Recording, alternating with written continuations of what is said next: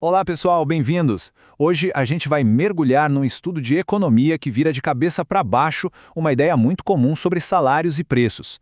Essa aqui é a nossa análise do artigo O Nexo Inflação-Distribuição dos pesquisadores Rafael Ribeiro, Stefan De Amato e Wallace Pereira. Bom, vamos direto ao ponto com a pergunta que está sempre no centro dos debates econômicos. Aumentar o salário do trabalhador significa, automaticamente, mais inflação para todo mundo? Sabe, essa é uma daquelas ideias que quase todo mundo aceita como verdade. Mas será que os dados realmente mostram isso? Pois é, essa pergunta alimenta um debate clássico na economia, um debate que, vamos combinar, costuma esquentar bastante os ânimos. E é justamente para colocar um pouco de luz nessa discussão que o estudo que a gente analisa hoje foi feito. E olha, entender essa relação é algo absolutamente fundamental hoje em dia. Pensa bem, isso afeta as decisões dos governos, a negociação salarial dos trabalhadores e o planejamento das empresas. No fim das contas, a resposta para essa pergunta mexe com o bolso de todo mundo. E é aqui que vem a grande sacada do estudo. A proposta dos autores é que a gente pare de olhar para essa história como se fosse uma rua de mão única, sabe? Uma simples relação de causa e efeito. A realidade, segundo eles, é bem mais dinâmica. É que, tradicionalmente, a economia meio que separava as coisas em caixinhas diferentes. De um lado, você tinha um grupo de estudos analisando como a inflação mexe com a distribuição de renda. Do outro lado, numa conversa totalmente separada, outros pesquisadores tentavam entender como a distribuição de renda poderia talvez gerar inflação. Eram dois mundos que quase nunca se encontravam. A grande virada que esse artigo propõe é justamente conectar esses dois mundos. A ideia é que não dá para separar. Inflação e distribuição de renda se influenciam ao mesmo tempo, uma alimentando a outra, num ciclo contínuo. É um verdadeiro sistema de feedback. Mas claro, uma ideia como essa, de um ciclo que se retroalimenta, precisa ser provada, certo? Então, para ir além da teoria, os autores criaram um modelo econômico para tentar capturar essa relação complexa. Vamos dar uma olhada em como ele funciona. A base para tudo isso é o que a gente chama de modelo pós-keynesiano. A ideia central aqui é ver a economia como uma espécie de disputa. Pensa num cabo de guerra pela renda do país. De um lado, os trabalhadores puxam, querendo uma fatia maior do bolo na forma de salários. Do outro, as empresas puxam, querendo a fatia delas na forma de lucros.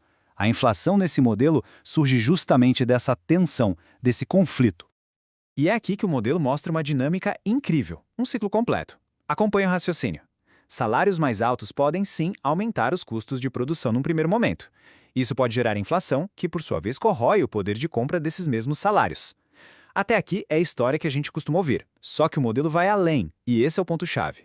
Salários mais altos também servem de incentivo para as empresas investirem em tecnologia, em inovação, para se manterem competitivas. E o que acontece quando se investe em tecnologia?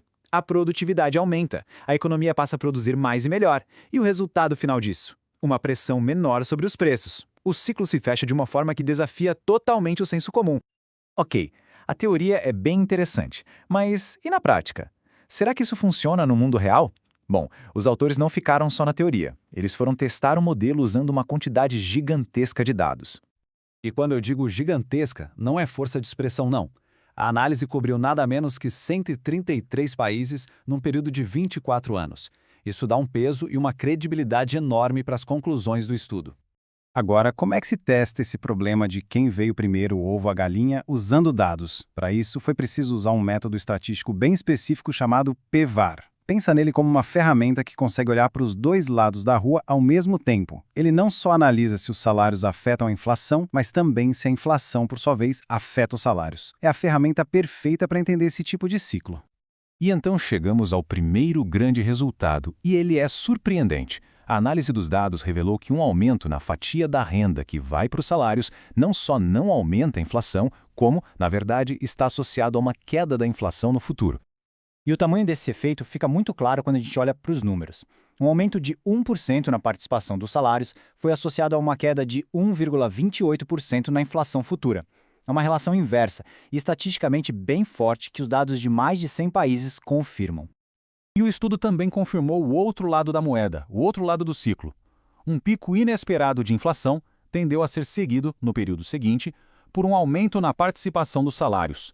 Ou seja, a causalidade realmente corre para os dois lados, exatamente como o modelo teórico previa. Certo. Os resultados são muito interessantes do ponto de vista acadêmico, mas e daí? O que isso significa na prática? O que os governos e a sociedade podem tirar de lição disso tudo? Olha, acho que a melhor maneira de resumir é com as palavras dos próprios autores. A conclusão deles é muito clara. Políticas que buscam uma distribuição de renda mais justa, que fortalecem a fatia dos salários, não precisam ser vistas como uma ameaça à estabilidade de preços. Muito pelo contrário, na verdade. Então, o grande ponto aqui é o seguinte: essa análise sugere que a gente talvez não precise escolher entre combater a desigualdade e controlar a inflação. A busca por uma economia mais justa e a meta de manter os preços estáveis podem ser, na verdade, duas faces da mesma moeda. Uma pode ajudar a outra. E isso nos deixa com uma reflexão final que é bastante provocadora. E se a gente virar essa lógica toda de cabeça para baixo? E se a gente começar a pensar que melhorar a distribuição de renda não é apenas uma questão de justiça social, mas também uma ferramenta macroeconômica poderosa para garantir a estabilidade da economia no longo prazo? Essa é a grande questão que este estudo coloca na mesa. Para continuar essa conversa e explorar outras pesquisas de ponta como essa, não deixe de acompanhar o canal do LAPED. Muito obrigado e até a próxima análise.